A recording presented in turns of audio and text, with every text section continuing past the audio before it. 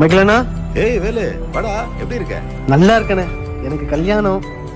ஏய் கங்க்ராட்ஸ்ரா. கையை கொடு. நல்லா இருடா. நல்லா இருக்கே. என்னடா யோகா, உங்க அண்ணனுக்கு கல்யாணம் ஆக போகுது. அடுத்து என்ன உனக்கு தானே? அண்ணே அவன் ஏற்கனவே பாத்துட்டானே. பாத்துட்டானா? ஆமாண்ணே. எந்த ஊர்ரா? பாண்டிச்சேரிண்ணே. பாண்டிச்சேரியா? எப்படிரா? இன்ஸ்டாகிராம்ல உன மெசேஜ் பண்ணி அப்படியே லவ்வா மாறிடுச்சு. இன்ஸ்டாகிராம்லயா? ஆமாண்ணே. ரொம்ப நல்ல பொண்ணுண்ணே, ரொம்ப நல்ல கேரக்டர்.